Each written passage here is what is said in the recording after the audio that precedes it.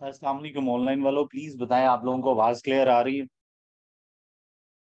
जी mister समी, Danish, Nimra, please बताएं आप लोगों को आवाज क्लियर आ रही है?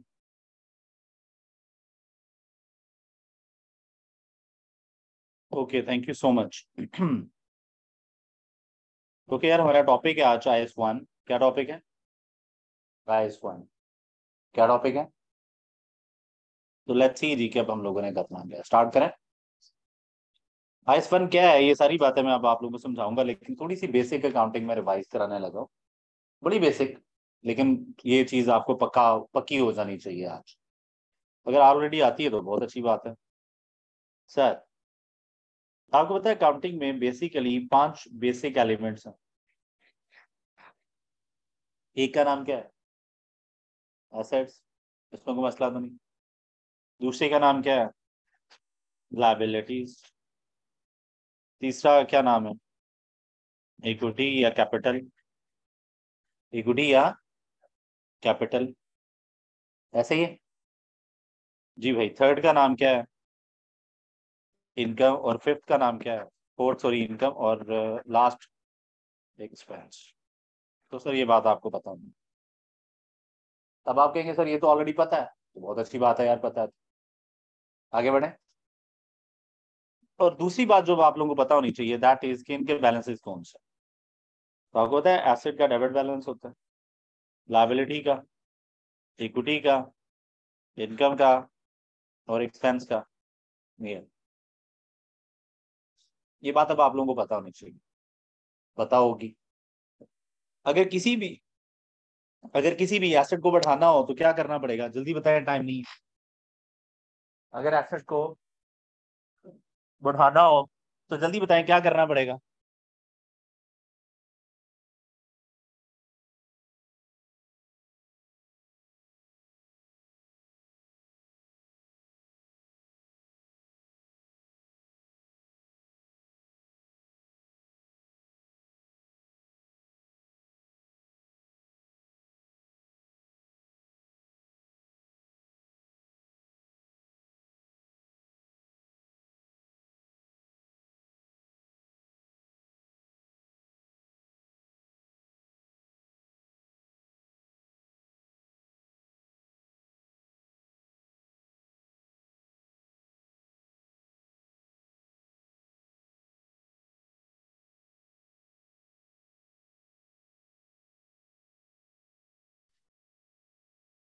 जी बच्चों, अगर किसी चीज को बढ़ाना है तो जो जिसका बैलेंस है वही इफेक्ट देंगे।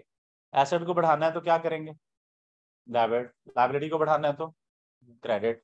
और एक्सपेंस को बढ़ाना है तो डेबिट। लेकिन अगर इन्हीं चीजों को कम करना हो तो फिर अपोजिट करेंगे। एसेट को कम करने के लिए क्रेडिट, अच्छा, लायबिलिटी को कम करने के लिए डेबिट, इक्विटी को कम करने के लिए debit.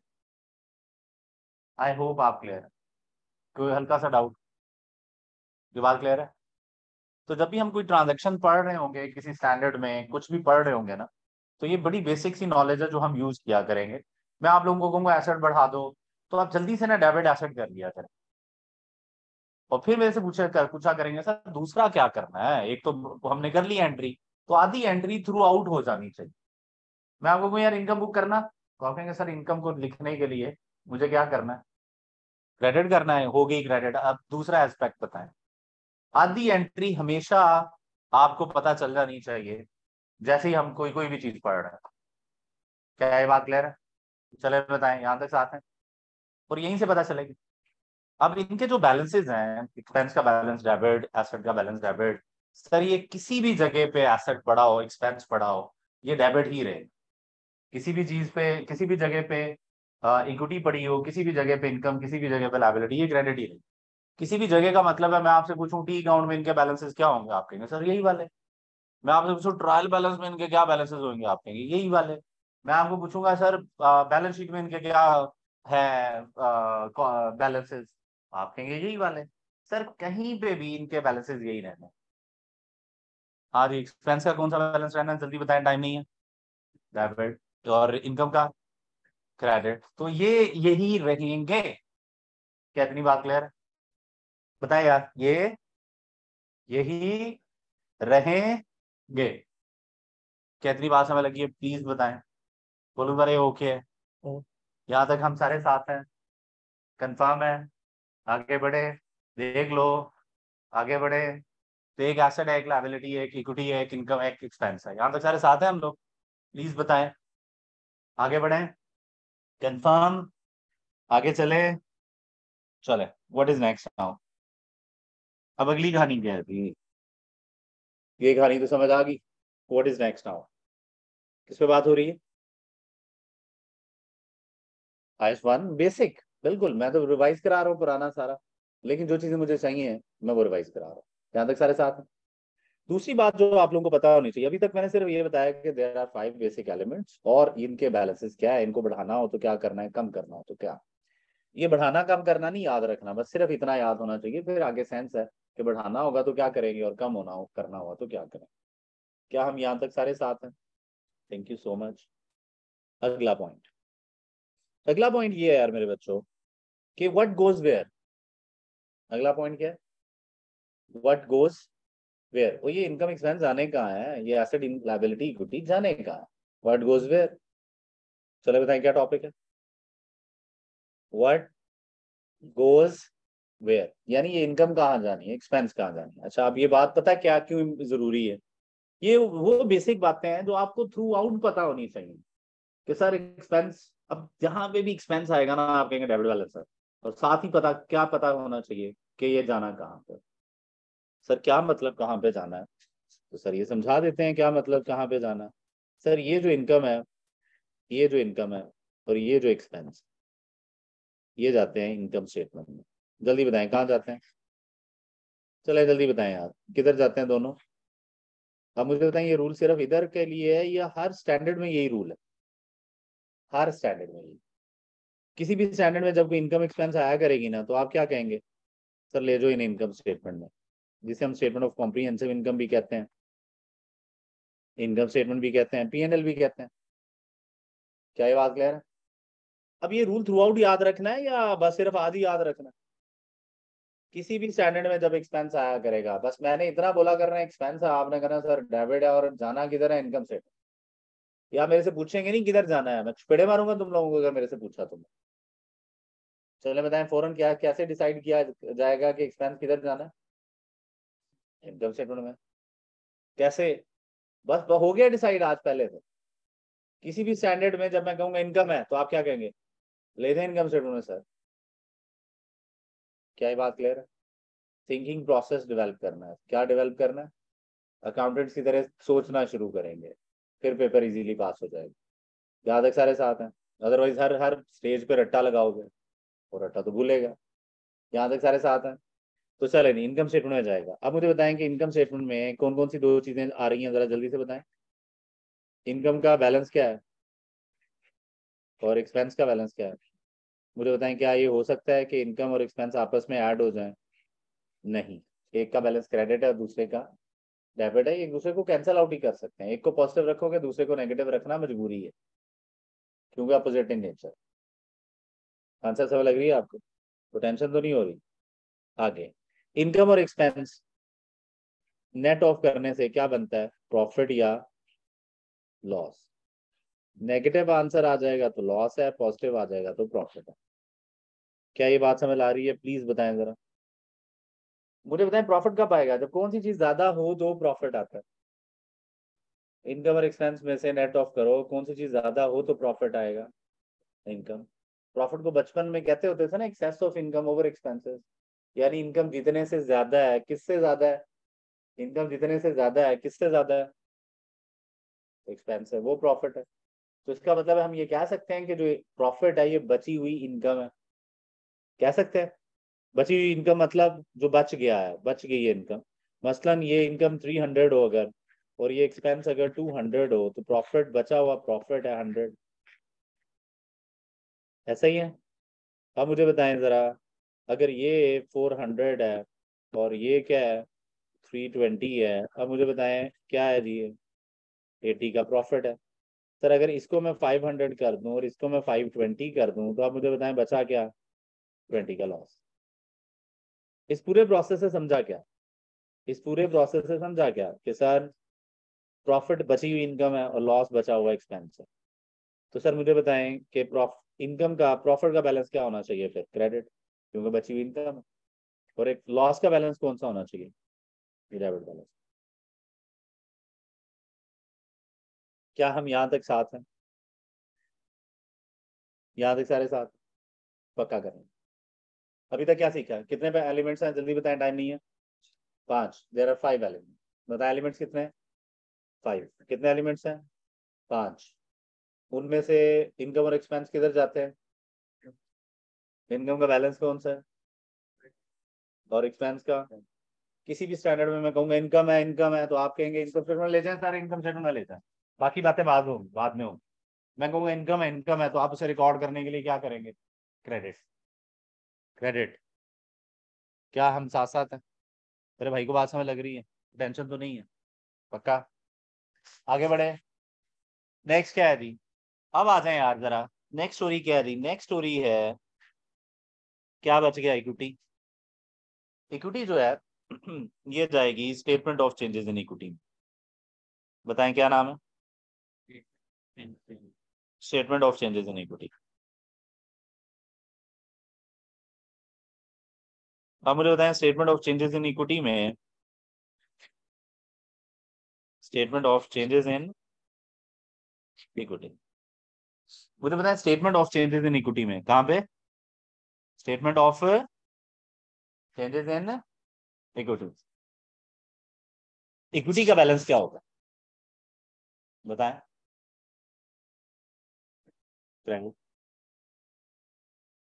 Statement of changes in equity में इक्विटी का बैलेंस क्या होगा? हर जगह इक्विटी का बैलेंस क्या होगा? क्रेडिट। हर जगह इक्विटी का बैलेंस क्या होगा? क्रेडिट। बताएं यार, हर जगह इक्विटी का बैलेंस क्या होगा? हर जगह इक्विटी का बैलेंस क्या होगा? हर जगह इक्विटी का बैलेंस क्या होगा? हर जगह इक्विटी का बैलेंस। तो स्टेटमेंट ऑफ इक्विटी में भी क्रेडिट। याद है सारे साथ हैं? बोलो दोबारा, ये ओके है? तो सर इसका आपके पास ओपनिंग बैलेंस आ जाएगा जी। ओबी स्टैंड्स फॉर ओपनिंग बैलेंस, ठीक है? जो भी इक्विटी का है बैलेंस कौन सा होगा? क्रेडिट। अब आप लोगों ने एक लाइन सुनी होगी कि profit loss belongs to owners. Business जो प्रॉफिट लॉस कमाता है ऑनर्स को। क्या बात क्लियर है? और इक्विटी का मतलब ही ऑनर्स इक्विटी है। ये ऑनर का जितना इंटरेस्ट है, ऑनर ने जो इन्वेस्ट किया हुआ है, ऑनर का जितना बनता है, दैट इज एक्चुअली इक्विटी। क्या आप मेरे साथ हैं? बोलो दोबारा, ओके? तो फिर मुझे बताएंगे इतनी दूरियां क्यों? जब ये चीज ही एक है तो इक्विटी देखो वो उधर पड़ी हुई है, प्रॉफिट लॉस इधर पड़ा हुआ है, तो बताएं फिर ये चीज एक है तो दूरियां होनी चाहिए। बताओ।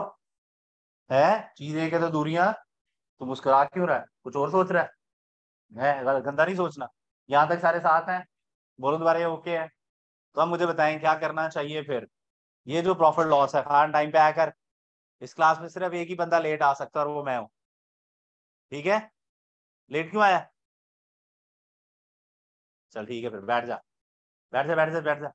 अब मुझे बताइए profit loss, profit and loss, ये प्रॉफिट लॉस उठाएंगे। क्या उठाएंगे जरा जल्दी बताएं? प्रॉफिट लॉस क्या उठाएंगे? Profit and loss. बोल नहीं रहे तुम लोग। क्या उठाएंगे? Profit and loss. सर बोल ही नहीं रहे सर आप। मर्जी है अब आप लोगों ने नहीं बोलना तो। बड़े आगे। बताएं सर क्या उठा लेंगे? और प्रॉफिट लॉस उठा के लेके किधर जाएंगे जरा जल्दी से बताएं। जी सर, किधर ले जाएंगे? स्टेटमेंट ऑफ, ये यहाँ से इधर आ जाएगा सर। ये यहाँ से क्या आ जाएगा? कहाँ से इधर आ जाएगा? ले जी, इनकम स्टेटमेंट से ही है। अब मुझे बताएं प्रॉफिट ऐड करूं या लेस? क्यों? प्रॉफिट इक्विटी को बढ़ाता है, ये बात भी सही है। लेकिन दूसरा तरीका क्या है? इक्विटी भी क्रेडिट है तो ग्रेट खान, इक्विटी भी और प्रॉफिट भी, इसलिए ऐड करेगा। बाकी वो वाली बात भी सही है, प्रॉफिट इक्विटी को बढ़ाते हैं, लॉस इक्विटी को कम करते हैं, वो बात भी ठीक है। ये बात क्लियर है? बोलो बारी, ओके? तो मुझे बताएं फिर प्रॉफिट इधर आके क्या हो जाएगा? ऐड। क्या ये बात क्लियर है? ओके, क्यों क्रेडिट होता है भाई? ऐड ही होगा। अगर लॉस आया तो क्या हो जाएगा? लेस। क्या ये बात क्लियर है? तो क्योंकि वो डेबिट होता है, ये ना। क्या है बात क्लियर? बोलो सारे क्या है? ओके, देखो टेंशन है को पूछो, को परेशानी, साथ हैं हम, प्लीज बताएं, हम साथ साथ हैं, देख लो। ओके है। अब मुझे बताएं बच्चों, ये आपके पास क्लोजिंग बैलेंस ऑफ इक्विटी आ जाएगी। क्लोजिंग बैलेंस बोल रहे हैं, एडजस्टेड बैलेंस बोल रहे हैं, क्लोजिंग बैलेंस ऑफ इक्विटी, ये लें sir, closing balance of equity. कौन सा बैलेंस है क्लोजिंग बैलेंस ऑफ इक्विटी का? क्रेडिट। क्या हम यहाँ तक साथ हैं, प्लीज बताएं। बोलो सारे ओके, कंफर्म है? आगे चले, कंफर्म? मसला मसाइल परेशानी है कोई? अच्छा जी, अब तो चले बताएं कितनी चीजें बच गई हैं। बेसिकली तीन। ये इक्विटी भी तो बची पड़ी है, इक्विटी भी बची पड़ी है। तो सर ये एसेट्स, ये लायबिलिटीज और ये इक्विटी, ये सारे चले जाएंगे स्टेटमेंट ऑफ फाइनेंशियल पोजीशन, जिसे बैलेंस शीट भी कहते हैं, SOFC। सारे क्लियर है? अब मुझे बताएं कि एसेट्स का बैलेंस क्या है, लायबिलिटी का, क्रेडिट, इक्विटी का। तो आपको क्या लग रहा है कि क्रेडिट वाली चीजें एक साइड पे लिख दें और एसेट्स के इक्वल होनी चाहिए ये? वजह डेबिट क्रेडिट इक्वल होते हैं, क्या ख्याल है? तो ये बैलेंस शीट बन गई है सर। क्या हम यहाँ तक साथ हैं? मैं किसी भी स्टैंडर्ड में जब कहूंगा एसेट है तो आप क्या सोचेंगे कि बैलेंस शीट में जाना है? मैं किसी भी स्टैंडर्ड में कहूंगा लायबिलिटी है तो आप क्या सोचेंगे? बैलेंस शीट में जाना है। मैं किसी भी स्टैंडर्ड में कहूंगा लॉस है तो आप क्या सोचेंगे? मैं किसी भी स्टैंडर्ड में कहूंगा गेन है, इनकम स्टेटमेंट। मैं कहूंगा इक्विटी है, चेंजेस इन इक्विटी। मैं कहूंगा लायबिलिटी है, मैं कहूंगा एक्सपेंस है। ये सोचना है आपने। मैं कहूंगा एक्सपेंस है तो रिकॉर्ड कैसे करोगे? As a debit entry. मैं कहूंगा इनकम है तो रिकॉर्ड कैसे करोगे? As a credit entry. मैं कहूंगा लायबिलिटी है। चले, अब मुझे बताएं सीक्वेंस क्या है यार।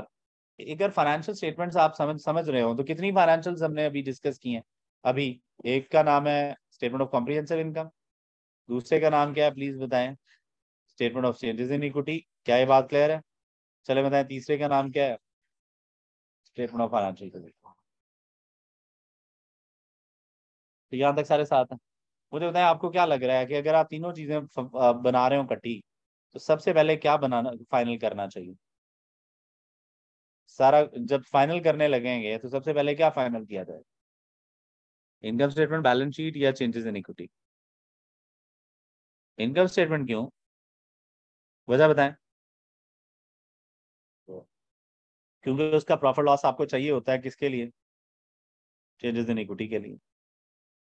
फिर किसको फाइनल करेंगे? वजह? क्योंकि उसका क्लोजिंग बैलेंस या एडजस्टेड बैलेंस SOFP में जाना है। तो इसका मतलब सीक्वेंस क्या रहेगा, जरा जल्दी से बताएं। सबसे पहले इनकम स्टेटमेंट, फिर ये फाइनल कर, इस तरह फाइनल कर रहे होंगे आप, और फिर फाइनली, और जिसमें एसेट्स इज इक्वल टू होने चाहिए लायबिलिटी प्लस इक्विटी के। क्या ये बात समझ लगी? प्लीज बताएं। हाँ ठीक है। चले नहीं, 2 मिनट है सिर्फ इन बातों को याद करने के लिए। देखिए कितनी बेसिक बातें हैं, फिर भी 2 मिनट दे रहा हूँ कि याद कर लो क्विकली क्विकली। शाबाश शाबाश, टाइम नहीं है।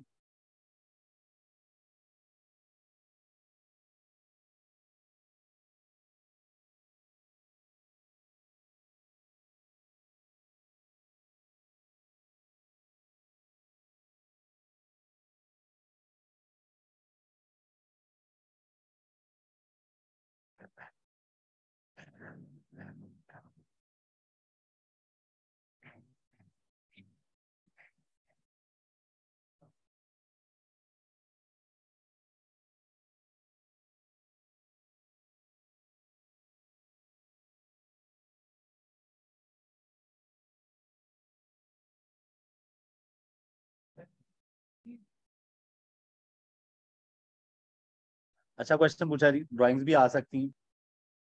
ड्राइंग्स एक्चुअली ना, कुछ लोग कहते हैं ये छठा एलिमेंट है, वो छठा एलिमेंट है नहीं, वो एक्चुअली ना रिडक्शन इन कैपिटल है, रिडक्शन इन इक्विटी है। तो ड्राइंग इधर आती है, कमी होती है वो, यस वो भी इधर ही आएंगे, ठीक है। लेकिन हम कंपनीज के लेवल पे पढ़ते हैं, तो कंपनी के लेवल पे ड्राइंग्स का नाम है डिविडेंड। बताएं ड्राइंग्स का क्या नाम है? तो हम ड्राइंग्स नहीं बोलेंगे, हम कहेंगे डिविडेंड भी इधर आना है, तो आंसर है। क्लियर है? ओके। अब हमने करना क्या है, ये बड़ा बेसिक सा एक स्ट्रक्चर मैंने समझाया तुम लोगों को। हमने करना पता क्या है? हमने अब इस फॉर्मेट को जरा थोड़ा बेहतर करना है, पूरा फॉर्मेट पढ़ेंगे। मजे की बात यह है कि उस फॉर्मेट में होगी इनकम एक्सपेंस, और अल्टीमेटली हम प्रॉफिट लॉस ही निकाल रहे हो। तो हालांकि इसी तरह फिर हम ये चेंजेस इन इक्विटी के फॉर्मेट को बेहतर कर लेंगे, जैसे ये भाई कह रहे हैं ये नहीं आना वो नहीं आना, वो सारा कुछ आ जाएगा। और फिर फाइनल इसको भी फाइनल कर लेंगे। इसको फाइनल करना में आप लोगों को थोड़ा आइडिया होगा ही। तो मुझे बताएं कि एसेट्स कितनी तरह के होते हैं? एक कौन से? नॉन करंट एसेट्स और करंट एसेट्स, ये लें।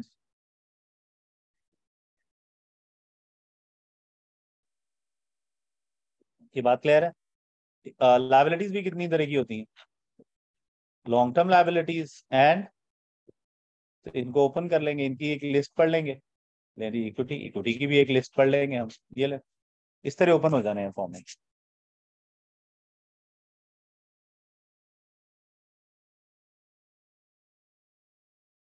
क्या ये बात क्लियर है? प्लीज बताएं जरा।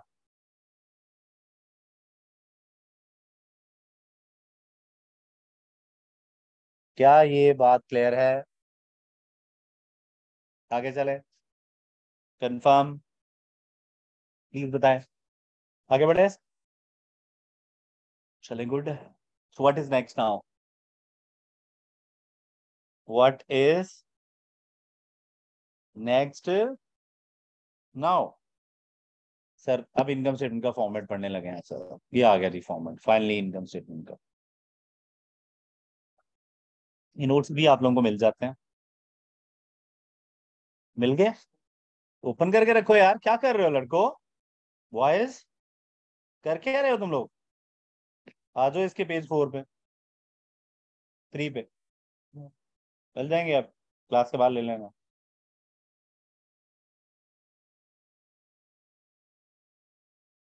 हाँ जी, स्टार्ट करें। पढ़ लें एक दफा खुद से, खुद से एक दफा फॉर्मेट देख लें, इतना देखें सिर्फ, जितना आप लोगों को स्क्रीन पे नजर आ रहा है ना, बस इतना देखें।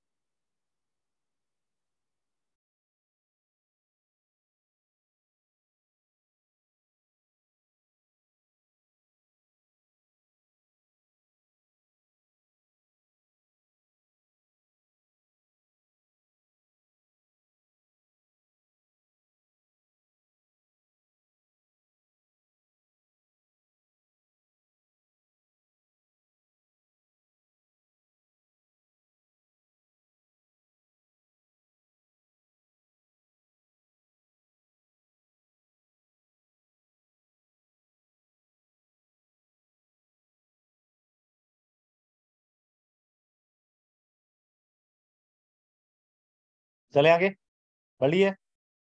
Okay, the income statement for the year बनती है सर। क्या बनती है? फॉर द ईयर, इसका मतलब सिर्फ एक साल की चीजें इधर आनी,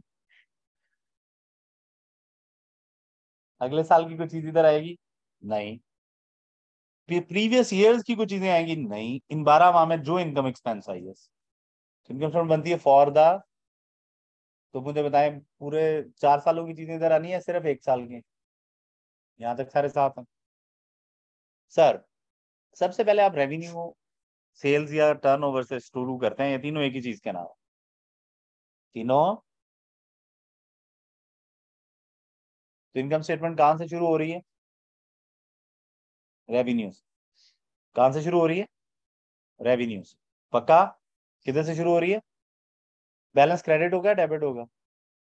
क्रेडिट, सेल्स इनकम है, रेवेन्यू इनकम है। टर्नओवर भी इसी का नाम है, less cost of sale. Less क्या करेंगे जरा जल्दी से बताएं। कॉस्ट ऑफ सेल का फॉर्मूला क्या होता है, किसी को याद है तो प्लीज बता दें मुझे।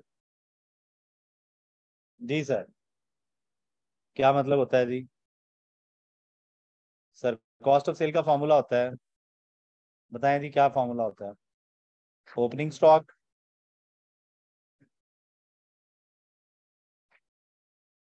Plus purchases plus production related expenses. अगर आप कोई चीज को बना रहे हैं, प्रोडक्शन एक्सपेंसेस या प्रोडक्शन कॉस्ट। जी सर। और माइनस। बिल्कुल ठीक है।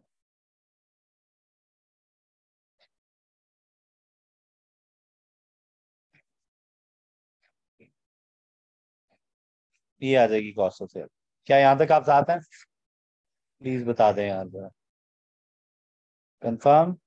ये ले। तो ये आ गई कॉस्ट ऑफ सेल्स। डन है।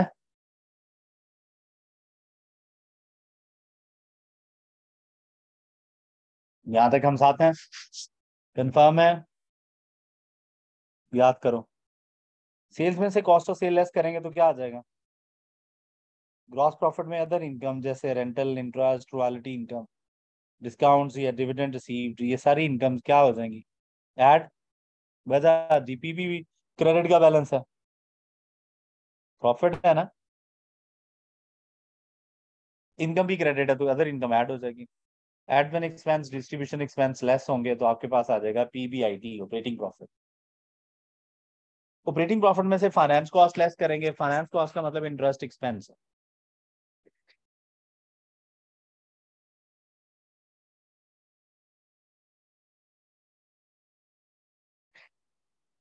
तो सर इंटरेस्ट एक्सपेंस माइनस हो जाएगा, आपके पास आ जाएगा प्रॉफिट बिफोर टैक्स। तो सर क्या माइनस करना बाकी है प्लीज बताएं जरा। टैक्स माइनस करेंगे तो आपके पास आ जाएगा प्रॉफिट आफ्टर टैक्स। पक्का करें। हो गया पक्का? सर ये कौन सा एरिया है? इस एरिया को कहते हैं प्रॉफिट एंड लॉस। सर इस एरिया को क्या कहते हैं? पाकिस्तान में थोड़ा डिफरेंट है। पाकिस्तान में sales less cost of sale gross profit को ट्रेडिंग अकाउंट कहते हैं। कौन सा अकाउंट? Trading account. और उसके बाद कौन सा अकाउंट शुरू हो जाता है?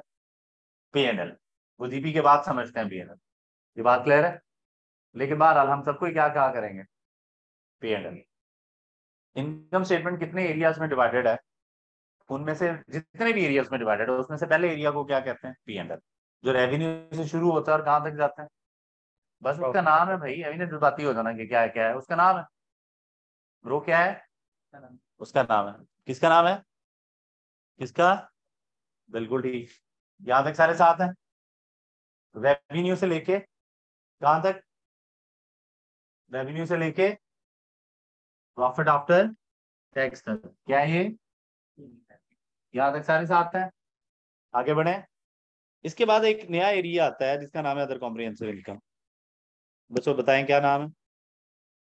अदर कॉम्प्रिहेंसिव इनकम में हमारे लेवल पे सिर्फ तीन चीज, दो बेसिकली चीजें और उनका टैक्स। दो चीजें और उनका टैक्स। बताएं कौन सी? दो चीजें और उनका tax. Take revaluation gain on property plant and equipment, ये हमने आई 16 में पढ़ना है। ये हमारा इससे अगला स्टैंडर्ड है। क्लियर है? और ये फेयर वैल्यू थ्रू ओसीआई है, ये हमने आईएफआरएस 9 पढ़ना है। तो आई 16 के बाद दो स्टैंडर्ड्स के बाद ये आईएफआरएस 9 हम पढ़ रहे हो। ये दो चीजों के गेन लॉसेस इधर आएंगे, रिवैल्यूएशन गेन ऑन पीपी, इसी तरह एफवीटीओसी है, इन्वेस्टमेंट गेन लॉस। अब आप सोच रहे होंगे एफवीटीओसी है क्या है? समझ आ जाएगी। अभी आप समझे बस किसी चीज का गेन है, किसी इन्वेस्टमेंट का गेन है, और इसका टैक्स इफेक्ट। मुझे बताइए टैक्स एक्सपेंस दो जगह पे क्यों आया हुआ है? यहाँ पे भी आया हुआ है, यहाँ पे भी आया हुआ है। तो आंसर बड़ा सिंपल है। जो चीजें पीएनएल में है उनका टैक्स पीएनएल में, जो चीजें ओसीएम में उनका टैक्स है ओसीएम में। ये मैचिंग कॉन्सेप्ट है। तो जिधर जो कोई चीज है उसका टैक्स भी उधर ही जाना चाहिए। तो बताएं यार टैक्स दो जगह पे क्यों है? जो चीजें ओसीएम में उनका टैक्स है, जो चीजें पीएनएल में उनका टैक्स है। जो चीजें ओसीएम में उनका टैक्स है, जो चीजें पीएनएल में उनका टैक्स है। जो चीजें ओसीएम में उनका टैक्स है, जो चीजें पीएनएल में उनका टैक्स है। जो चीजें ओसीएम में उनका टैक्स है, जो चीजें पीएनएल में उनका टैक्स है। जो चीजें ओसीएम में उनका टैक्स है, जो चीजें पीएनएल में उनका टैक्स है। क्या हम यहाँ तक साथ साथ हैं? बोलो तो रहे हो क्या? अब ये दो चीजों को थोड़ा समझना पड़ना है। तो आप लोग यानी टेंशन में ना आना, अभी समझते हैं कि यार ये दो चीजें हैं क्या। क्लियर है? कंफर्म? ओके। अब एक चीज जो अभी तक समझ नहीं आई वो है कि ये एफवीटी ओसी है क्या? समझा देते हैं अभी। लेकिन ये अदर कॉम्प्रिहेंसिव इनकम की चीजें मिलके प्रॉफिट आफ्टर टैक्स में ये सारा कुछ मिलके क्या बन जाएगा, ये सारा ऐड होगा प्रॉफिट आफ्टर टैक्स में, और ये चीजें मिलके क्या बन जाएंगी, जरा जल्दी से बताएं। टोटल कॉम्प्रिहेंसिव इनकम बन जाएगी। क्या बन जाएगी प्लीज बताएं जरा। Total comprehensive income. जी अस्सलाम वालेकुम। जी जी वालेकुम सलाम। जी जी बात कर रहा हूँ।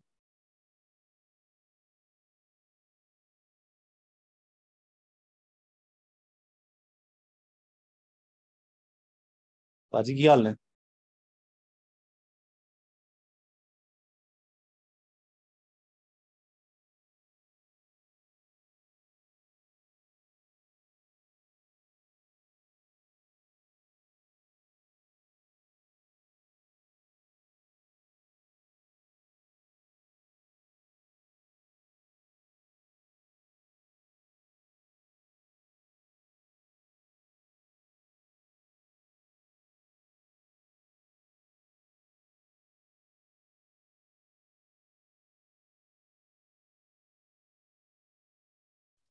टोटल कॉम्प्रिहेंसिव इनकम कैसे बनती है, दैट में ओसीआई की चीजें क्या कर लेते हैं आप, ऐड लेस, जो ऐड होने वाली ऐड हो जाती है, जो लेस होने वाली।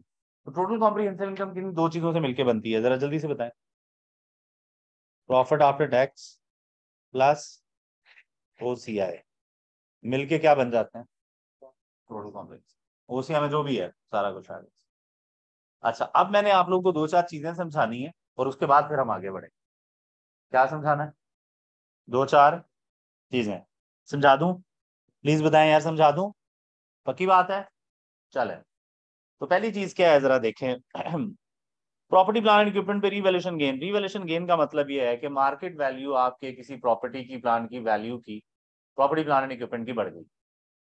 तो जब मार्केट वैल्यू बढ़ती है तो हम इसको कहते हैं कि यार एसेट पे कौन सा गेन आ गया, रीवैल्यूएशन। क्या ये बात क्लियर।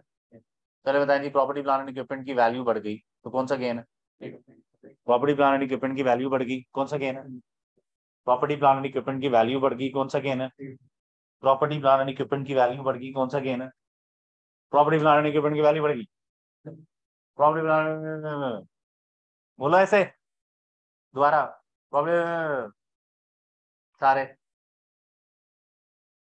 सारे, ऊंची आवाज में, और ऊंचा। मैंने ऐसे बोला था मैं, चल बोल दोबारा। नहीं, ऐसे बोला था, तू बता कैसे बोला था। यहाँ तक तेरे साथ है, कहाँ था बोल, जल्दी ऊंचा। हाँ चलो ये थोड़ा बेहतर है। यहाँ तक सारे साथ हैं। हाँ भाई, यूनिवर्सिटी बॉयज क्लियर है, चले आगे, बोलून बारे ओके है, आगे चलते हैं जी। अब ये एफवीडीओसीए क्या है, ये जरा थोड़ी सी समझने वाली बात है। एक बड़ी आसान सी बात समझाते हैं आप लोगों को। या बच्चों, आप लोग जब ना शेयर्स खरीद लेते हैं ना स्टॉक एक्सचेंज से, तो जब आप इन्वेस्टमेंट इन क्या कर देते हैं शेयर्स, तो उसको हम लोग कहते हैं यार ये इन्वेस्टमेंट्स हैं या फाइनेंशियल एसेट। इन्वेस्टमेंट्स खाली वर्ड आप अभी ये याद करें। चलो बताएं जी, अगर आप स्टॉक एक्सचेंज से शेयर्स खरीद लें तो आपने कहाँ पे पैसा इन्वेस्ट किया है, स्टॉक्स में, शेयर्स। तो क्या कहेंगे इसे, इन्वेस्टमेंट शेयर्स। इन्वेस्टमेंट इन शेयर्स पे जो स्टैंडर्ड लगता है दैट इज आईएफआरएस 9। ये एक स्टैंडर्ड है जो आगे चल के हम पढ़ेंगे। क्या ये बात क्लियर है, बताएं जी स्टैंडर्ड का नाम क्या है जो शेयर्स की इन्वेस्टमेंट पे लगता है, जो इसकी अकाउंटिंग सिखाएगा, कैसे लिखें, कब लिखें, कितने का लिखें, बैलेंस शीट में क्या भेजें, इनकम स्टेटमेंट में क्या भेजें, ये सारी की सारी चीज। तो इन्वेस्टमेंट इन शेयर्स, क्या ये बात क्लियर है।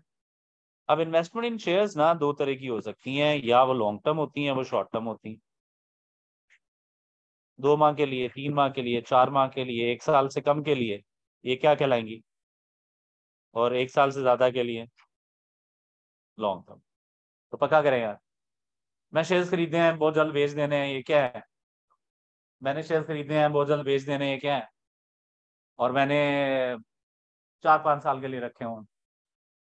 मैंने शेयर्स खरीदे हैं, मैंने शेयर्स खरीदे हैं, तो ये शॉर्ट टर्म के लिए होंगे तो क्या होगा, ठीक है, विद इन ईयर बेच देंगे। लॉन्ग टर्म के लिए होगा तो 1 साल से ज्यादा। इनको कहते हैं हम लोग FVTPNL, और इनका नाम है हमारा FVTOCI, ये नाम है। अब ये FVTPNL क्या है और FVTPOCI क्या है? तो सर आंसर है कि ये PNL आपको पता है प्रॉफिट एंड लॉस का नाम है, और ये OCI को कहते हैं। तो ये तो OCI और PNL कहाँ से उठाया पता चल गया आप लोगों को? जल्दी बताएं, टाइम नहीं है। सही, यहां तक समझ लगी? नहीं समझ लगी? जानी, जानी में जानी सॉन्ग सॉन्ग सुना हुआ है? सुना हुआ है ना? इसका मतलब ताजा ताजा दिल टूटा ना भाई के।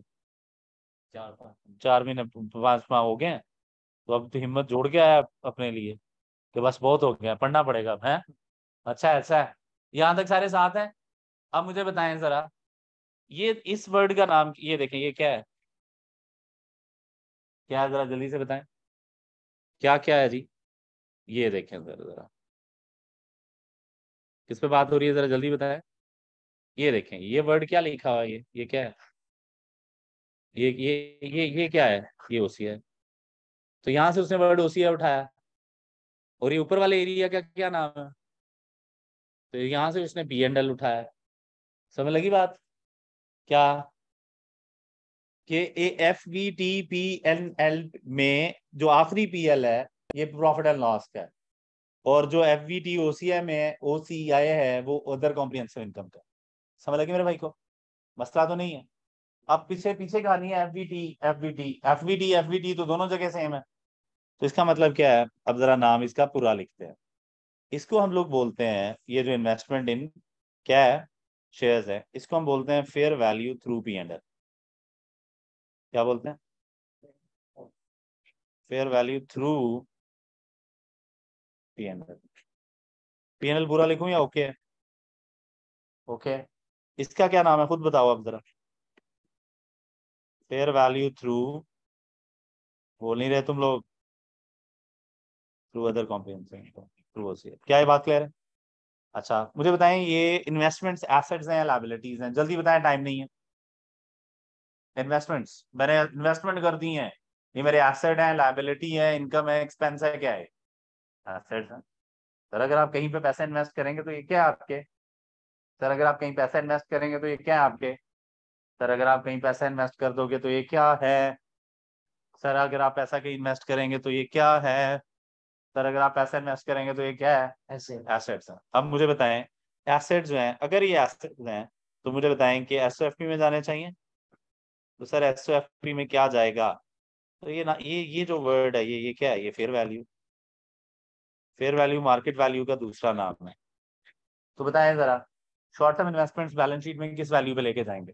फेयर वैल्यू पे। पक्का करें, टाइम नहीं है। किधर लेके जाएंगे? सर एसेट है तो बैलेंस शीट में जाना चाहिए ना, किस वैल्यू पे? और ये वाला भी किस पे जाएगा? ये भी फेयर वैल्यू पे। यहां तक साथ है? दोनों में कोई फर्क है? ओके। इस जब फेयर वैल्यू पे किसी भी चीज को लिखेंगे तो वैल्यू बढ़ेगी तो गेन है, वैल्यू कम होगी तो लॉस है। अब मुझे बताएं कि फेयर वैल्यू थ्रू PNL का गेन लॉस किधर जाएगा? नाम पे गौर कर लो, किधर जाएगा? PNL में या OCI में? PNL में। तो लें गेन लॉस इन PNL। और इसका गेन लॉस किधर जाएगा? फेयर वैल्यू थ्रू OCI का। ये इसका गेन लॉस OCI में जाएगा। ये जी काउंटिंग होती है, ये होती है फेयर वैल्यू थ्रू OCI का गेन लॉस OCI में। कौन सा स्टैंडर्ड है ये बाय द वे? IFRS खत्म हो गया है या शुरू होना है अभी? शुरू होना है सर, अभी तो कुछ भी नहीं बताया बताया। अभी तो मैंने छोटी सी बात आके बता के तो बस काम की बात निकाल ली है, ताकि फॉर्मेट में जो चीज लिखी हुई है वो हमें याद रहे। चले बताएं, इन्वेस्टमेंट इन शेयर्स कितनी तरह के होते हैं? एक का नाम क्या है? Fair value through PNL। दूसरे का नाम क्या है? Fair value through OCI। Fair value through PNL को बैलेंस शीट में लिखेंगे फेयर वैल्यू पे, और जो गेन लॉस आएंगे वो किधर जाएंगे? PNL में। और जो फेयर वैल्यू थ्रू OCI है उसको बैलेंस शीट में लिखेंगे फेयर वैल्यू पे, और जो गेन लॉस आएंगे OCI में। क्या ये बात समझ लगी? बोलो तो क्या है? चले अब मुझे बताएं कि ये बात आप लोगों को, ये जो लिखी हुई है, क्या लिखा हुआ है? ये जो लिखा हुआ है fair value through OCI investment gain loss, ये बात समझ लगी है ना? ये क्या है? आगे ये समझ, और इन्हीं दो चीजों का टैक्स भी इधर ही आएगा, ये लो। अगर आप लोगों को टोटल ये बात समझ लग गई है तो मैं आगे बढ़ूंगा, अदरवाइज थोड़ी टेंशन चल रही है फिर। हाँ जी, बताएं। इनकम स्टेटमेंट में कोई ऐसी चीज जो आप लोगों को अभी तक समझ नहीं आई, अब आप पूछ सकते हैं। You are free to ask the किसी भी तरह का क्वेश्चन, प्लीज पूछो।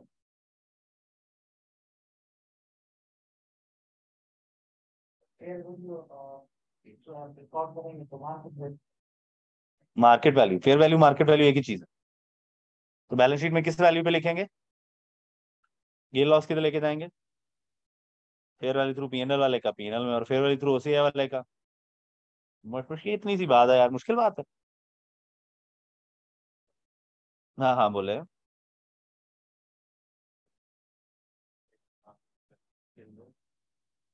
तो उसके अंदर शेयर वैल्यू कौन सी, पूरे शेयर की है या आपने पेयर किया हुआ है शेयर? Share value. डन। और कोई, और कोई किसी का क्वेश्चन? किसके माइंड में कोई क्वेश्चन?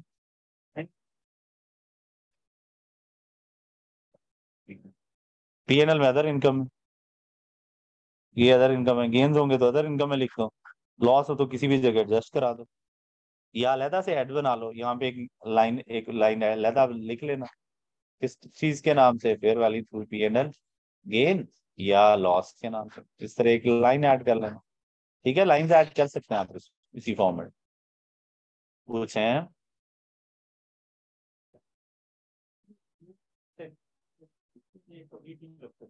कभी भी लग सकते हो। डन।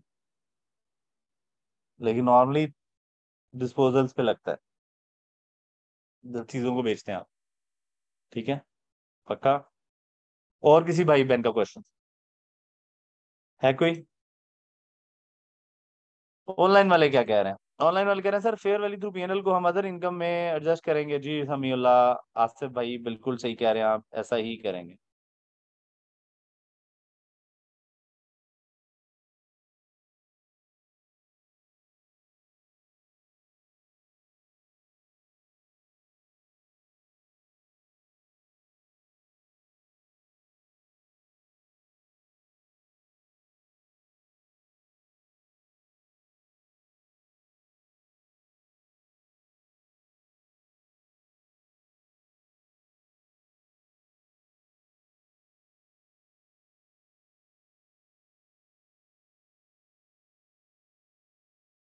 हाँ भी बच्चों प्लीज बताएं, ओके। चले फॉर्मेट याद करें। 3 मिनट है सर, 3 मिनट सर, ये 3 मिनट में याद करना है अपने फॉर्मेट। मैंने अभी सुनना, अभी सुनना है, अभी अभी अभी सुनना है अभी।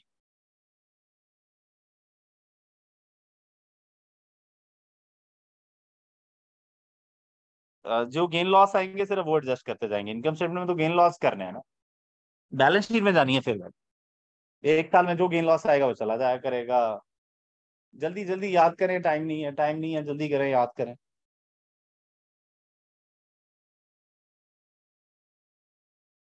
वेटिंग वेटिंग वेटिंग, शाबाश। याद करना है फॉर्मेट, याद करना है, जल्दी जल्दी जल्दी।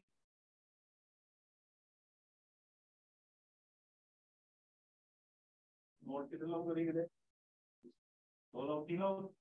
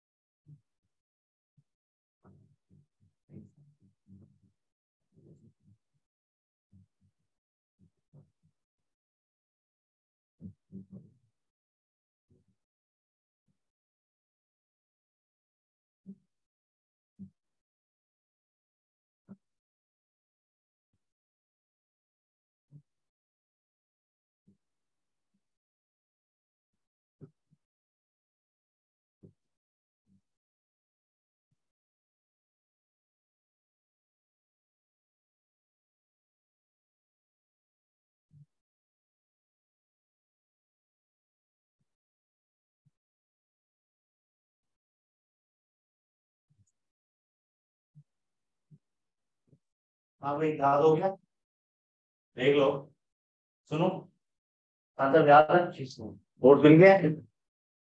ओके, हाँ भी बच्चों, याद हो गया है प्रॉफिट एंड लॉस में लिखेंगे या ओसीए में? सर एफवीटी पीएनएल को प्रॉफिट या लॉस में लिखेंगे या ओसीए में? मेरा बच्चा ऑनलाइन वो पूछ रहा है, तो पहले मैं जरा इस बात को एक्सप्लेन कर दूं, थोड़ी टेंशन चल रही है बच्चों। इन्वेस्टमेंट इटसेल्फ किधर जाएगी? इन्वेस्टमेंट एसेट है, वो किधर जाएगी प्लीज बताएं जरा। वो एसओएफपी में जाएगी। उसका जो गेन लॉस है वो किधर जाएगा? वो इनकम एक्सपेंस। गेन लॉस जाना है पीएनएल में या ओसीए में? अब इस बात को समझाते हैं आप लोगों को एक एग्जांपल के थ्रू। चलें, ये यहाँ पे एग्जांपल बना लेते हैं, देखिएगा जरा। फिर पहले थ्रू पीएनएल का पूछा था इन्होंने। चला, आपकी इन्वेस्टमेंट की जो कैरिंग वैल्यू है, बताए यार कैरिंग वैल्यू कितनी है, यानी बुक्स में कितनी वैल्यू लिखी हुई है?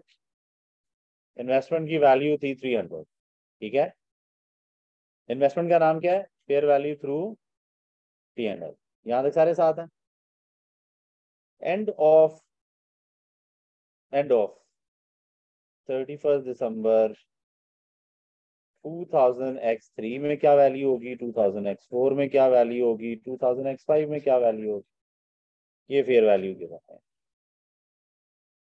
यहाँ पे फेयर वैल्यू होगी 420, यहाँ पे फेयर वैल्यू होगी 450, यहाँ पे वैल्यू होगी 390। अब मुझे बताएं इनकम स्टेटमेंट में इसके जो गेन लॉसेस हैं किधर जाएंगे, और बैलेंस शीट में ये एसेट चला जाएगा। तो मुझे बताएं इनकम स्टेटमेंट में कितने एरियाज हैं, जल्दी बताएं, टाइम नहीं है। एक का नाम क्या है, जल्दी बताएं? Profit and loss. दूसरे का नाम क्या है? ओसीआई। बताएं यार, एक का नाम क्या है?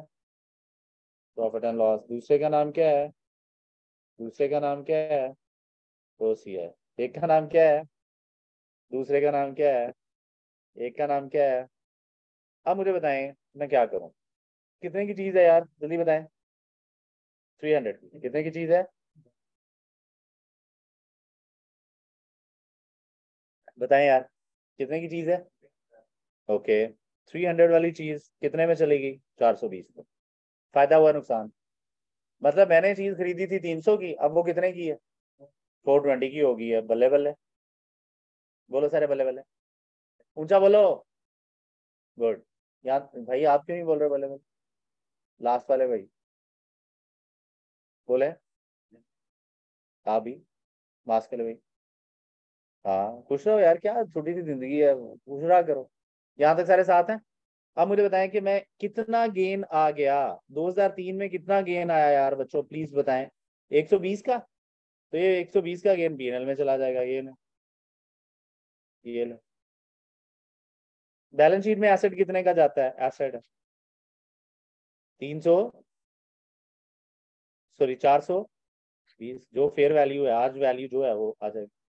चले बताएं 2004 की काउंटिंग क्या है, जल्दी बताएं, टाइम नहीं है अब। 420 से आप 450 पे चले गए हैं, गेन है किधर जाएगा, पीएनएल में। वो सही, फेयर वैल्यू थ्रू पीएनएल में, गेन लॉस पीएनएल में जाना है। और इन्वेस्टमेंट की वैल्यू क्या होगी ये 450, तो ये 450 किधर चला जाएगा, बैलेंस शीट। क्या मेरे भाई को बात समझ लगी? आगे चलते हैं, आगे क्या है जी, ईयर 390 पे चले गए हैं, कितना लॉस है, 60 का लॉस भी किधर जाएगा, पीएनएल में। और बैलेंस शीट में कितना वैल्यू आ जाएगी, 39। ये ले जी, मेरे बच्चे को समझ लगी या नहीं, जो भी बच्चा था आप बोले भाई दोस्त।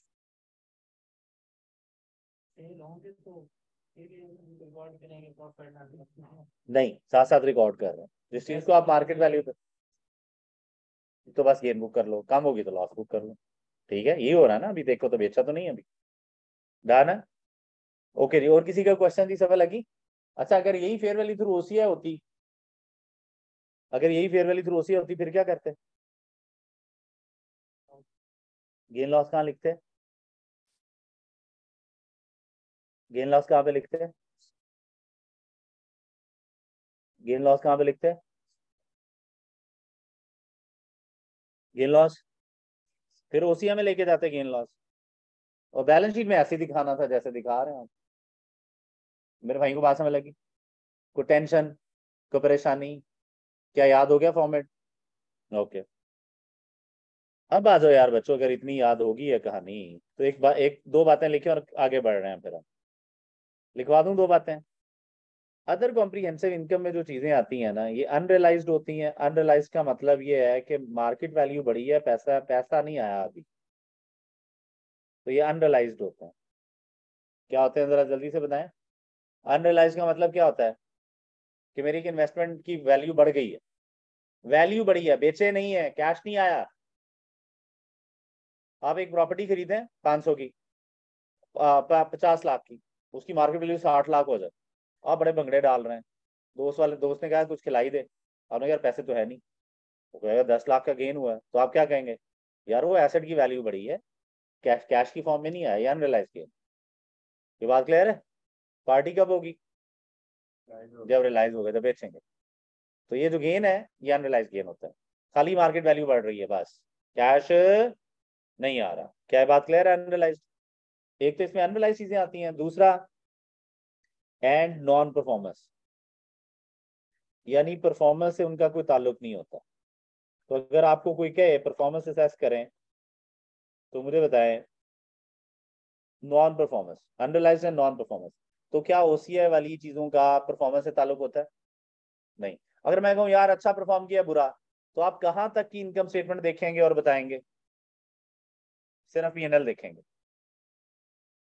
सिर्फ क्या देखेंगे, जल्दी बताएं, टाइम नहीं है।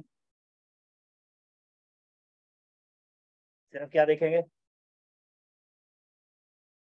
परफॉर्मेंस, कंपनी मैनेजमेंट अच्छा कर रही है, बुरा, बहुत बुरा किया, बहुत अच्छा किया, ये प्रॉफिट एंड लॉस को देख के पता चलेगा, profit loss, profit after tax को देख के, या अदर कॉम्प्रिहेंसिव इनकम को देख, profit after tax. Other comprehensive income का एरिया वो एरिया है जो परफॉर्मेंस को रिफ्लेक्ट है, उसमें कोई चीज जाती नहीं है जो परफॉर्मेंस किसके साथ ताल्लुक रखती है। अगर कोई चीज परफॉर्मेंस से ताल्लुक रखती है तो वो किधर होगी, प्रॉफिट एंड लॉस। चले बताएं यार, अगर मैं आपसे क्वेश्चन पूछूं कि इन्होंने इनकम स्टेटमेंट को दो हिस्सों में क्यों डिवाइड किया है, तो आपका आंसर क्या होगा, कि सर, क्या कहेंगे आप, कि सर, क्या कहेंगे, परफॉर्मेंस रिलेटेड चीजें किधर लिखी हुई हैं और नॉन परफॉर्मेंस रिलेटेड, लेकिन ओसीआई में नॉन परफॉर्मेंस के साथ साथ अनरियलाइज्ड। तो चीज रियलाइज्ड होगी तो वो भी पीएनएल में, परफॉर्मेंस रिलेटेड होगी वो भी पीएनएल में। दो शर्तें हैं ओसीआई में जाने की। पहली शर्त क्या है, दूसरी शर्त क्या है,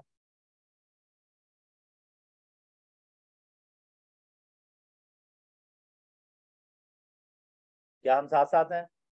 प्लीज बताएं, हम साथ साथ हैं? बोल ही नहीं रहे, हम साथ साथ हैं, बोलो दोबारा, ये ओके है, कंफर्म। इनकम स्टेटमेंट कितने एरियाज में डिवाइडेड है, कौन सा, ओसीआई के आइटम्स बता कौन कौन से आते हैं वहां पे? यानी कि जो चीजें वहां पे लिखते हैं हम वो कौन सी होती हैं?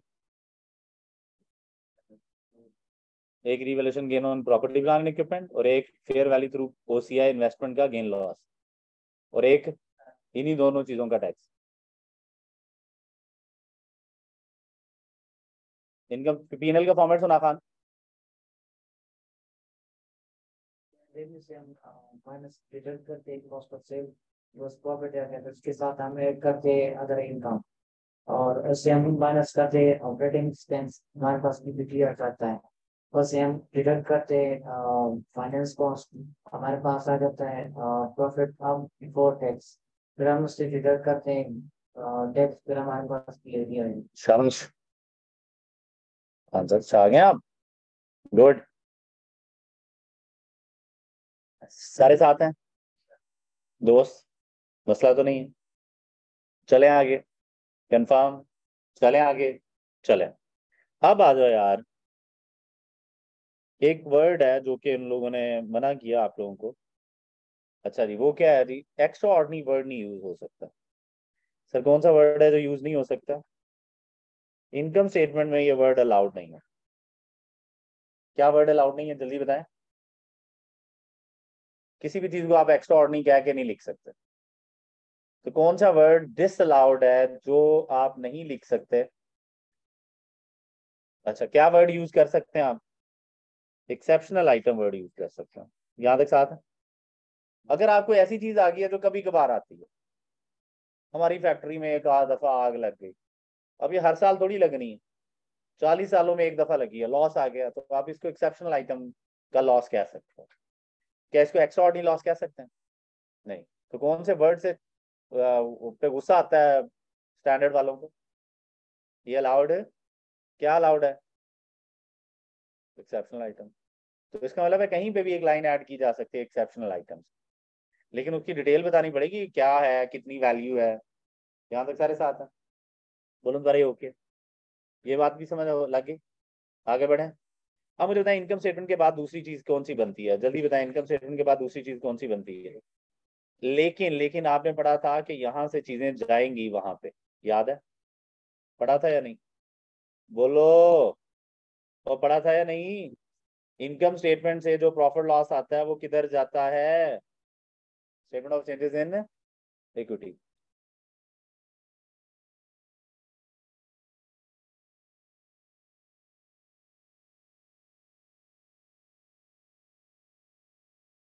क्या ये बात क्लियर है? बोलो दोबारा, ये ओके है? तो मुझे बताएं कि यहाँ से क्या जाएगा चेंजेस इन इक्विटी में? सुनने वाली बात है। सुन रहे हो? और मैं क्या चीज सुन रहे हो?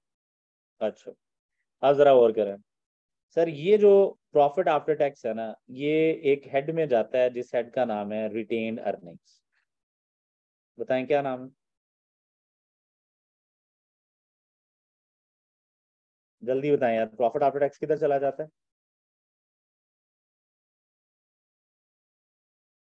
प्रॉफिट आफ्टर टैक्स किधर जाता है? ये जो है ये चला जाता है रिवैल्यूएशन रिजर्व। क्या नाम है? Revaluation reserve. ये जो है ये चला जाता है other equity reserve. Other reserve कर लें। अदर इक्विटी रिजर्व, क्या मैं बोला डाल, ये other reserve. Other equity reserve लिख लें, मेरे पास जगह नहीं थी इसलिए मैंने ये पंगा लिया। ये किधर जाता है जरा जल्दी बताएं। पक्का करें, ये बातें पक्के करें। इनकम स्टेटमेंट से तीन चीजें जाती हैं हमारे लेवल पे चेंजेस इन इक्विटी में। मुझे बताएं कौन कौन सी? PAT, revaluation gain on PP, और fair value through OCI gain loss. PAT किधर जाएगा? रिटेन अर्निंग में।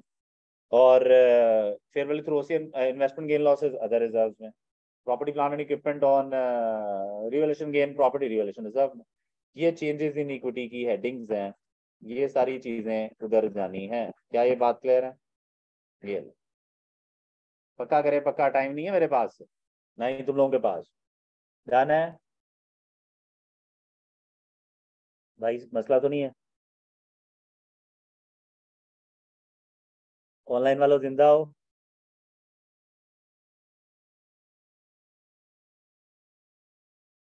जिंदा हो मतलब जाग रहे हो।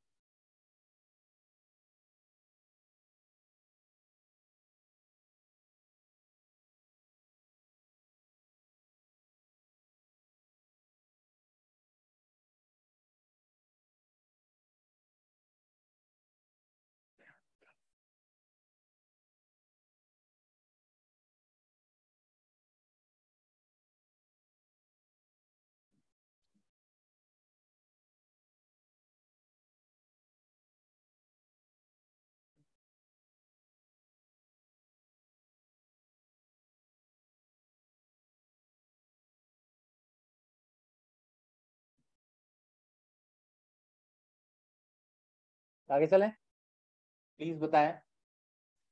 पक्का करें, पक्का करें, पक्का करें। सर आपने अदर रिजर्व्स का क्या बोला था, क्या लिखा है इसकी जगह? बीच में इक्विटी रिजर्व इक्विटी लिखा था बच्चों। Other equity reserve, equity equity other equity reserve. Sir ये बोला था अदर रिजर्व भी लिख लेंगे तो चल जाएगा, तो वो टेंशन वाली बात नहीं है। ले, मैं पूरा लिख देता हूँ। क्या लिखने लगा हूं मैं, जरा जल्दी से बताएं। अदर इक्विटी रिजर्व, ये 3 हेड्स में जाएंगे सर। सर इस बात को समझाएं सर, ऐसे ये हमें तो नहीं समझ आया, तो जिसको समझ नहीं आया उसको समझा देते हैं। क्या समझाने लगे हम, जरा जल्दी से बताएं। ये ईयर 1 है बिजनेस का, ये ईयर 2 है बिजनेस का, ये ईयर 3 है बिजनेस का। स्टार्ट करें। पहले साल ईयर 1 में प्रॉफिट आफ्टर टैक्स आता है बच्चों। इसी तरह अदर कॉम्प्रिहेंसिव इनकम में रीवैल्यूएशन गेन आता है, और एफवीटी ओसीआई का गेन लॉस आता है। ठीक है, गेन या लॉस। सर पहले साल ये 30 था, ये 10 था, ये 5 था, और ये लिप्स। अब मुझे बताएं चेंजेस इन इक्विटी में। चेंजेस इन इक्विटी जब आप बनाएंगे तो ये इनकम स्टेटमेंट का फॉर्मेट है, ऊपर चेंजेस इन इक्विटी में मुझे बताएं रिटेन अर्निंग्स में कितना आ जाएगा, रीवैल्यूएशन रिजर्व में कितना आ जाएगा, देन अदर इक्विटी रिजर्व में कितना आ जाएगा। चले बताएं। रिटेन अर्निंग में कितना आया, 30 हो गया। रीवैल्यूएशन रिजर्व में 10, अदर इक्विटी रिजर्व में 5। अगला साल बड़ा मजेदार है। बोलो सर अगला साल क्या है? अगले साल यहाँ पे 20 का प्रॉफिट आया, यहाँ पे 9 का, और यहाँ पे 5 का। अब मुझे बताएं कितना हुआ, रिटेन अर्निंग कितनी हो गई, जल्दी बताएं। 30 तो पहले है। रिटेन अर्निंग्स कितने अर्निंग्स पड़ी हुई है, पुरानी भी पड़ी हुई है, नई भी है। तो 30 पहले है, 20 और आई, तो टोटल कितनी होगी, 50। अब मुझे बताएं रिवैल्यूएशन रिजर्व, रिजर्व कितना है, 10 पहले पड़ा हुआ है, 9 और आ गया है, 19। जी सर ये कितना है, अदर इक्विटी रिजर्व 10। अगला साल दोबारा, अगले साल और इंटरेस्टिंग है। क्या है जी? ओके जी, यहाँ पे प्रॉफिट आ गया 40 का। कितना आ गया, 40 का। बोल नहीं रहे तुम लोग, कितना प्रॉफिट आ गया, कितना प्रॉफिट, और कितना प्रॉफिट है, 40। अच्छा रिवैल्यूएशन गेन कितना आ गया है, 5 का। ये कितना आ गया है, 4 का। चले बताएं रिटेन अर्निंग कितनी होगी आपकी, 90 होगी। 90 कैसे यार, 50 पुरानी पड़ी हुई है, 40 और आ गई। इन्हें रिटेन अर्निंग की जगह क्यूमुलेटेड प्रॉफिट्स भी कहते हैं, कि प्रॉफिट कंबाइन हो रहे हैं इधर। रिटेन अर्निंग का दूसरा नाम क्या है, एक्यूमुलेटेड प्रॉफिट। चले बताएं रिवैल्यूएशन रिजर्व कितना हो गया, 5 और आ गया, 24।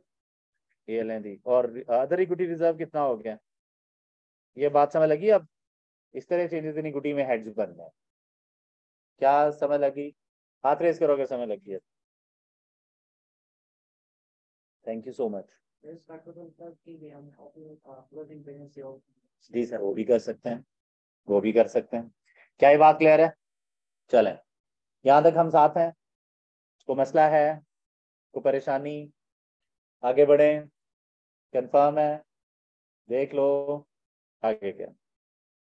अब आ जाओ यार बच्चों, आई होप आप लोगों को क्लैरिटी है कि इनकम स्टेटमेंट से किस तरह चीजें जानी है वहां पे।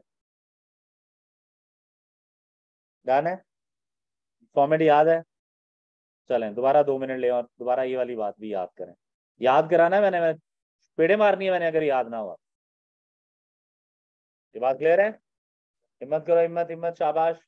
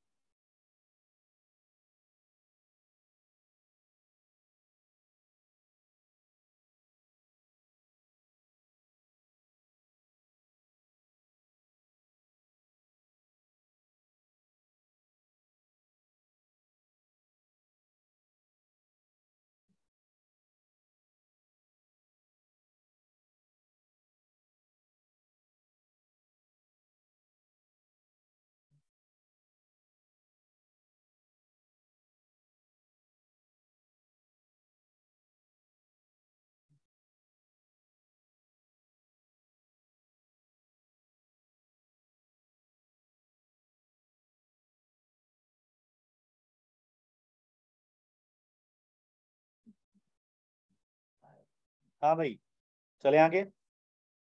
इतनी बात याद होगी, आगे बढ़े फिर, अगर इतनी बात याद होगी है तो। पक्की बात है? कंफर्म है? चलें यार। अब सर अगली स्टेटमेंट है statement of changes in equity. बताएं यार अगली स्टेटमेंट कौन सी है? अब उसको समझने का टाइम आ गया। उसमें 3 हेड्स हमने पहले ही पढ़ लिए। बताएं कौन से 3 हेड्स होंगे वहां पे? इक्विटी में कई हेड्स हैं, उनमें से 3 हेड्स हमने पढ़ लिए हैं। एक होगा रिटेन अर्निंग, ये किस तरह डेवलप होता है? प्रॉफिट आफ्टर टैक्स इकट्ठा हो। दूसरा हेड क्या पढ़ लिया हमने? ये कैसे इकट्ठा बनता है? आई रिवैल्यूएशन गेन्स इकट्ठे हो। अदर इक्विटी रिजर्व कैसे बनता है? Fair value through OCI. क्या ये बात समझ लगी? बोलो दोबारा, ये ओके है? कंफर्म है? आगे चलें? कंफर्म? देख लो। कंफर्म? ओके बच्चों, so what is next now? ये देखें जी, ये आ गया जी statement of changes in equity. अब हमने इक्विटी को 5 हेड्स में डिवाइड किया है। जल्दी से बताएं जरा, इक्विटी को कितने हेड्स में डिवाइड किया? इक्विटी 5 हेड्स में डिवाइडेड है। 6 में कर लें, 7 में कर लें, इसके अलावा भी कुछ ना कुछ आ जाएंगे, बेसिक यही है। शेयर कैपिटल में, शेयर प्रीमियम में, रीवैल्यूएशन रिजर्व में, अदर इक्विटी, रिटेन अर्निंग्स। और ये इस पे अभी हमने क्वेश्चन मार्क लगा लिया, इसको बाद में देखेंगे, ठीक है? सारे क्लियर है? मुझे बताएं इनमें से कितने हेड्स आपको क्लियर है? 3। कौन कौन से? Retain earnings, revaluation reserve, other equity reserve. ये बात क्लियर है? बोलो दोबारा, क्या? ऐसे ही बोलो, क्या? सारे बोलो, बोलो सारे, क्या? यहाँ तक सारे साथ है? चले। अब कौन से 2 हेड्स हैं जिनको मैंने एक्सप्लेन करना? Share capital and share premium. कौन से 2 हेड्स हैं? Share capital and share capital and share premium. पक्की बात है? तो सर ये शेयर कैपिटल और शेयर प्रीमियम कब आते हैं? जब शेयर इशू होता है, जब ऑर्डनरी शेयर्स इशू होते हैं। तो अब टॉपिक है हमारा इशू ऑफ शेयर्स। क्या टॉपिक है? Issue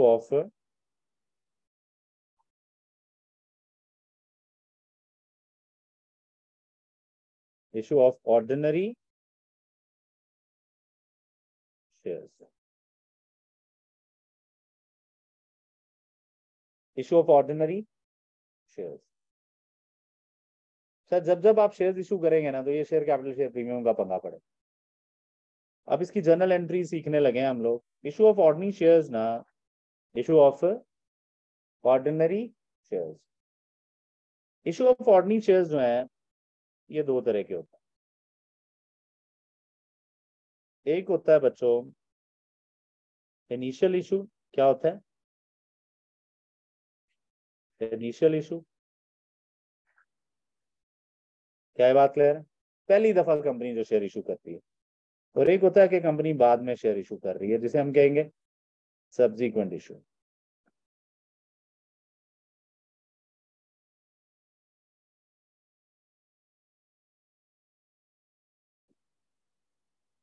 initial issue and subsequent issue, यहां तक सारे साथ हैं? जल्दी बताएं, टाइम नहीं है। पहला कौन सा इशू है? Initial issue. दूसरा कौन सा इशू है? Subsequent issue. पहला कौन सा इशू है? दूसरा कौन सा इशू है? पहला, दूसरा, पहला, दूसरा। ओके, यहां तक सारे साथ हैं। इनिशियल इशू की डबल एंट्री बनेगी जब भी आप शेयर इशू करेंगे। प्लीज जरा गौर करना। तो शेयर क्या होता है यार? शेयर एक सर्टिफिकेट है। क्या है जी, जरा जल्दी बताएं। एक सर्टिफिकेट है और उस सर्टिफिकेट के ऊपर एक वैल्यू लिखी होती है। सपोज करें कि $2 लिखी हुई है। तो ये जो फेस वैल्यू, ये जो फेस पे वैल्यू लिखी होती है इसे पार वैल्यू कहते हैं, फेस वैल्यू कहते हैं, नॉमिनल वैल्यू कहते हैं। कितने का है वो शेयर, उसके फेस पे क्या लिखा हुआ है, नॉमिनल वैल्यू, पार वैल्यू या फेस वैल्यू। अब ये सर्टिफिकेट है, ये आप लोगों को देके उनसे पैसा ले लेते हैं। अब वो ऑनर कहता है, यानी शेयर लेने वाला कहता है मुझे क्या फायदा शेयर लेने का, तो आप कहते हैं आप कंपनी के ऑनर बन गए। तो जो जो हमसे शेयर्स लेता जाएगा वो कंपनी का क्या बनता जाएगा? ऑनर। तो जितने ज्यादा शेयर्स लेगा उतना बड़ा ऑनर, उतना उसका स्टेक ज्यादा। तो जितने थोड़े शेयर्स लेगा उतना वो छोटे स्टेक का ऑनर, थोड़े से थोड़ा सा ऑनर, थोड़ा सा शेयर उसका। तो चले बताएं जी, शेयर्स इशू करके आप लोगों को क्या कहते हैं? आजो आजो ऑनर बन जाओ, ऑनर बन जाओ। अब ऑनर बनने के लिए उन्हें पैसे देने पड़ेंगे या नहीं? आप उन्हें शेयर्स दे देते हैं उसके बदले। तो ये होता है इनिशियल इशू। पहली दफा अगर आप शेयर्स इशू करेंगे तो क्या करेंगे? अब डबल एंट्री बना लेते हैं। सर हम डबल एंट्री बनाएंगे इनिशियल इशू में। सर हम कहेंगे पैसे आ रहे हैं, डेबिट कैश, ओनर पैसे दे रहा है हमें। क्रेडिट किसे करेंगे? This is interesting. तो हम क्रेडिट करेंगे मेरे बच्चों शेयर कैपिटल को। बताएं किसे क्रेडिट करेंगे हम? बोल नहीं रहे तुम लोग। शेयर कैपिटल को। शेयर कैपिटल मतलब देखो जी, ओनर जो भी पैसा दे वो एक्चुअली शेयर कैपिटल ही होता है ना। चलो बताएं, ओनर कोई भी पैसा दे तो क्या होता है? Share capital. बस कंपनीज में उसका नाम हमने क्या रख दिया? Share capital. कितनी बात समझ लग रही है? ओनर ने पैसा दिया, डेबिट कैश, कैश आ रहा है। साथ में इक्विटी बढ़ गई, कैपिटल बढ़ गया तो कैपिटल क्रेडिट। तो यहाँ पे क्योंकि कैपिटल शेयर्स में डिवाइडेड है इसलिए नाम है शेयर कैपिटल। शेयर कैपिटल में हमेशा पार वैल्यू आनी। हमेशा क्या आनी है? बोल नहीं रहे तुम लोग। हमेशा क्या आनी है? हमेशा क्या आनी है? हमेशा क्या आनी है? गुड। अब मुझे बताएं कि कुछ एक्स्ट्रा भी तो मिल सकता है। ₹2 वाला शेयर हो सकता है आप 3 में बेच दें, 4 में बेच दें, 5 में बेच दें, 8 में, 10 में। तो जो भी एक्स्ट्रा अमाउंट आएगी उसको हम कहते हैं शेयर प्रीमियम। तो फेस वैल्यू से जो एक्स्ट्रा आएगी वो शेयर प्रीमियम। प्रीमियम होता ही एक्स्ट्रा है यार। अबव पार वैल्यू जो भी आएगी वही है, अबव पार वैल्यू। एक एग्जांपल से समझ लेते हैं, बताया इसके क्या टेंशन है सर। एग्जाम्पल है, छोटी सी एग्जाम्पल। और वो क्या एग्जाम्पल है प्लीज जरा देख लें। Company issued 30,000 shares, issue issued $3, 30,000 shares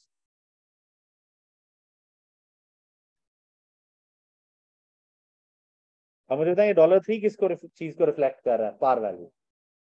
बताएं $3 किसको रिफ्लेक्ट कर रहा है? जरा जल्दी बताएं। पार वैल्यू को किसको रिफ्लेक्ट कर रहा है? Par value. क्या ये बात क्लियर है? अच्छा, कितने 1000 शेयर इशू कर दिए एट $5 ईच, और एक आपने कितने का इशू किया? 5 का। आपको कहा जा रहा है डबल एंट्री बनाए। ₹5 में आपने एक शेयर इशू कर दिया, कितने में? जो जिसकी पार वैल्यू कितनी थी? अब मुझे बताएं double entry. Sir double entry देख लेते हैं। डेबिट किसे करेंगे आप लोग? कैश। वेट करें, वेट। कितना पैसा आएगा एक शेयर के बदले? 5।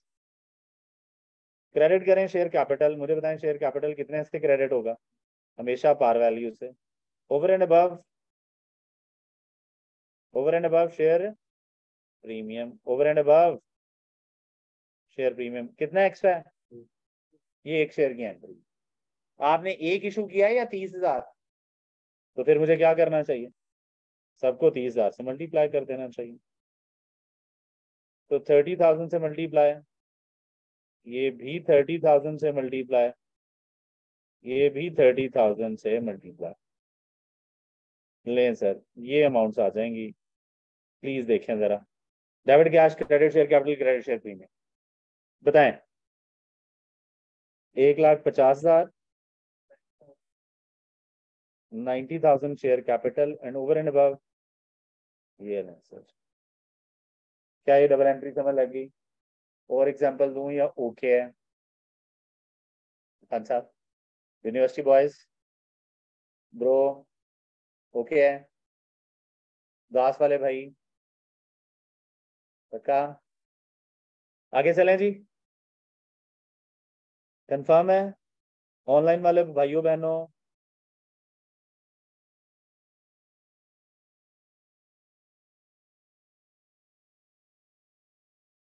चलें आगे जी? चलें, गुड हो गया सर। चलें आगे? कंफर्म? चलें। नेक्स्ट क्या है जी? अब है सब्सिक्वेंट इशू। इनिशियल इशू की एंट्री होगी, पक्का? नोट कर लिए?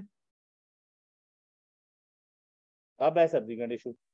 सब्सिक्वेंट इशू यार दो तरह का होता है, या राइट इशू। बताएं कौन सा इशू? राइट इशू का मतलब है कि एग्जिस्टिंग लोगों को करना चाहिए यार, उनका राइट है। यानी जो ऑलरेडी ऑनर्स है उनको दो शेयर्स देने हैं तो फर्दर। तो चले बताएं, राइट इशू में किन लोगों को शेयर्स दिए जाते हैं? एग्जिस्टिंग।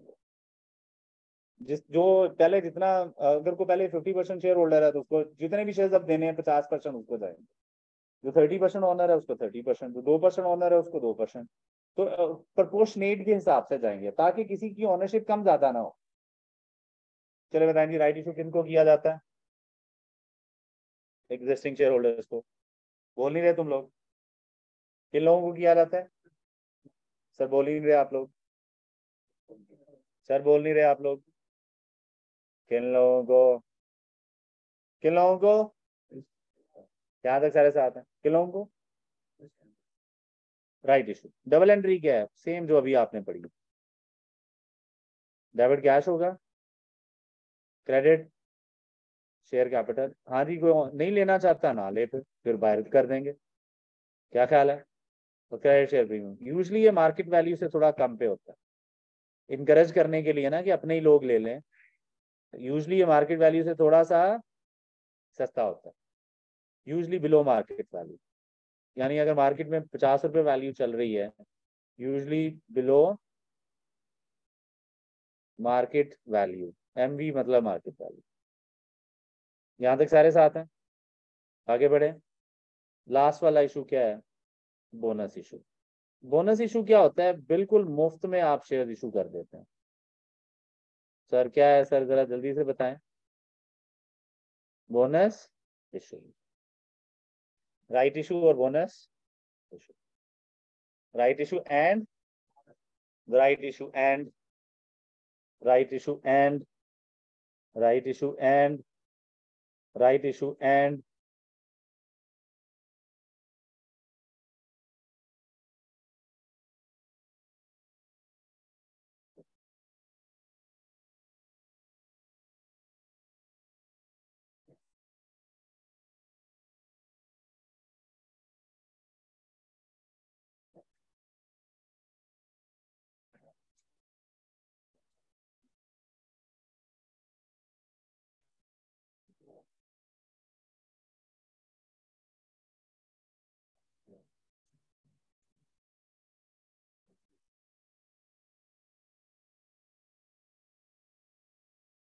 सर आगे चलें सर, प्लीज बताएं सर, आगे बढ़ें। What is next now? किससे बात हो रही है? चलें जी, लेट्स सी। बोनस इशू क्या है? फ्री ऑफ कॉस्ट इशू, मुफ्त में देते हैं आप एग्जिस्टिंग ओनर्स को ही। जब कंपनी के पास पैसा नहीं ना होता डिविडेंड देने के लिए, तो फिर वो क्या करते हैं, लोगों को शेयर दे देते हैं कि जाओ मार्केट में बेच लो। सो बोनस इशू, यहाँ तक सारे साथ हैं। क्या डबल एंट्री बनेगी प्लीज बताएं? कैश डेबिट होगा? बताएं, कैश डेबिट होगा? क्रेडिट भी नहीं होगा, फ्री ऑफ कॉस्ट है, मतलब शेयर दे रहे हैं, पैसे तो नहीं दे रहे। तो ये फ्री ऑफ कॉस्ट, कोई पैसा इकट्ठा नहीं करते आप इसके बदले। सर जब भी शेयर इशू होंगे, क्या बोल रहा हूं मैं, जब भी शेयर इशू होंगे तो शेयर कैपिटल तो क्रेडिट होगा ही होगा।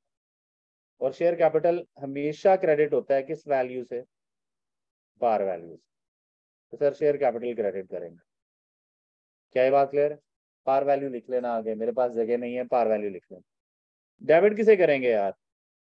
सर या शेयर प्रीमियम को, अगर वो अवेलेबल है तो, और अगर वो अवेलेबल नहीं है तो जैसे भाई ने कहा रिटेनर में। सर क्यों कर रहे हैं ऐसा? सर क्योंकि पैसा तो आ ही नहीं रहा, तो जो उनसे पहला पैसा लिया हुआ है उसी चीज को डेबिट कर देते हैं और क्रेडिट कर देते हैं शेयर कैपिटल। किस अमाउंट से डबल एंट्री आनी है ये? पार वैल्यू से। जल्दी बताएं किस अमाउंट से डबल एंट्री आनी है ये? पार वैल्यू से। किस अमाउंट से डबल एंट्री आनी है ये? पार वैल्यू से। तो ये बच्चों डबल एंट्रीज हैं जो आपको पता होनी चाहिए। कल मैं इसकी क्या कराऊंगा, बोनस और राइट इशू की प्रैक्टिस, और फिर statement of change in equity का फॉर्मेट कल कंप्लीट करेंगे। क्या यहाँ तक साथ हैं आप? तो आज आप लोगों ने पढ़ा क्या है? इनकम स्टेटमेंट का फॉर्मेट पढ़ा है, पहले थोड़ी बेसिक्स रिवाइज की, फिर इनकम स्टेटमेंट का फॉर्मेट पढ़ा, और सिर्फ इशू ऑफ शेयर्स की डबल एंट्री बनाई है और हेडिंग समझी। क्या बात क्लियर है? हेडिंग्स में कौन कौन सी हेडिंग समझ लीजिए? शेयर कैपिटल जब शेयर इशू होते हैं पार वैल्यू आती है। शेयर प्रीमियम जब शेयर इशू होते हैं तो ज्यादा वाली वैल्यू आती है। रिटेन अर्निंग में प्रॉफिट आफ्टर टैक्स इकट्ठे होते रहते हैं, होते रहते हैं, होते रहते हैं। रिवैल्यूएशन रिजर्व में रिवैल्यूएशन गेन लॉस इकट्ठे होते रहते हैं, होते रहते हैं, होते रहते हैं। क्या मेरे बच्चों को बात समझ लगी? बोलो दोबारा, क्या है? जल्दी बताएं, टाइम नहीं है। बोलो दोबारा, ओ क्या है? बोलो दोबारा, ओ क्या है? बोलो दोबारा, ओ क्या है?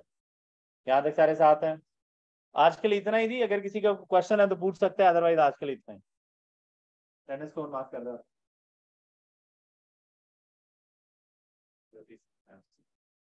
क्या हुआ?